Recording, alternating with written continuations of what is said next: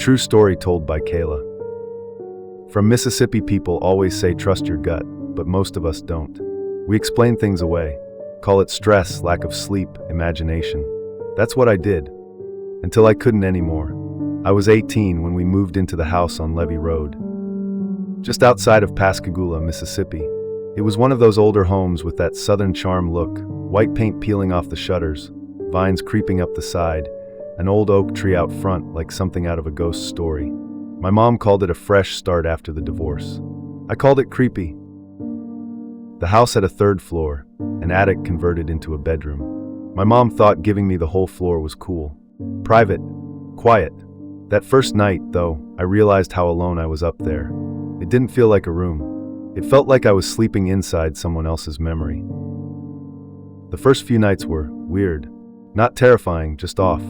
You know that feeling when you're being watched? Like you turn off the light and it suddenly feels like you're not alone. That kind of quiet. It crept into my bones. The air was always cold, even when the heater was running. I'd hear little creaks and bumps and tell myself it was just the house settling, or that maybe an animal got into the walls. But then, one night around 1 a.m., I woke up to a noise I couldn't explain. It was the closet door. I heard the handle slowly turn. Not a quick movement, not wind. It was deliberate. Then it creaked open ever so slowly. I was frozen, eyes wide, muscles locked, breath stuck in my throat. And that's when I saw him. A man, tall, barefoot, dressed in dark clothes. His face was covered with a torn black hoodie pulled tight, just his eyes showing, wide, sunken, unblinking and red. I'll never forget those eyes. He didn't say a word, just stood there for a moment before walking over to my desk. He picked up my notebook, flipped through it like he was reading my life. Then he opened drawers, looked at my books, and then he sat in the chair across from my bed. Just sat there, watching me. I wanted to scream, to move, to do something, but my body wouldn't respond. I could feel my heartbeat in my teeth. I don't know how long he sat there. Could have been minutes, could have been an hour. I racked my brain, wondering if I was asleep or awake. It felt so surreal. Was there actually someone in my room? I was frozen in fear. Eventually, he stood up, walked back to the closet, but just before he stepped inside, he turned to me, raised one finger to his lips, and he closed the door behind him. I didn't sleep.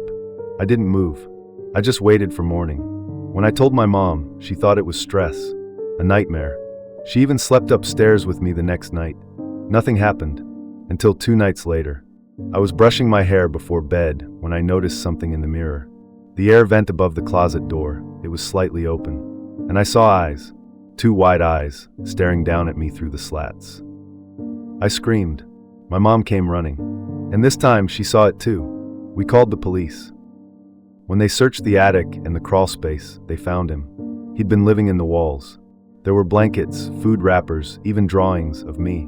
Sketches of my room, of me sleeping, of my mom. He'd been watching us from inside the house. The entire time, they arrested him and took him to the police station. Apparently he had a history of trespassing, mental illness, breaking into homes and hiding, sometimes for weeks. They said he was clever, unstable but smart. But there was something else. When they pulled him from the crawl space, he didn't fight. He just looked at me and said, "I only came out that night to introduce myself." I tried to move on. I finished up school, got therapy, left the state. But some things don't leave you. 7 years later, I was 25 and living alone in Mobile, Alabama. I hadn't thought about that man in a long time, until I got an email. No subject line, just one sentence. "Did he ever whisper your name?" I stared at it for a long time. I responded, "Who is this?" No reply. That message sparked something in me, something I'd buried. I started researching again, looking for anything about the man that was in my room that night. That's when I came across a police report from 2005, before my case. It was a teenage boy, I'm not going to say his name on here. He lived near Pascagoula and had reported being followed in the woods, and later saw someone standing in his room. Same details.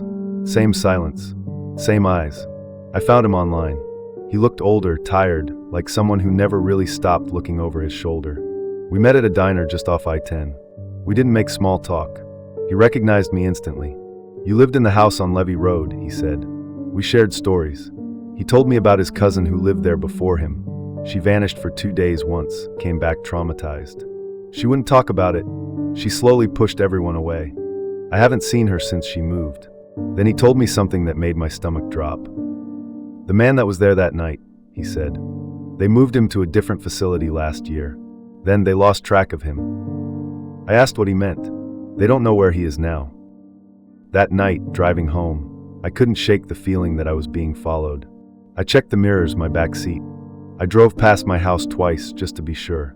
I locked every door, every window. I didn't sleep. At 3:07 a.m., my phone rang. No caller ID. I picked it up, heart pounding. Silence. Then deep, heavy breathing. Then a voice, low and calm. You forgot to check the attic. Click.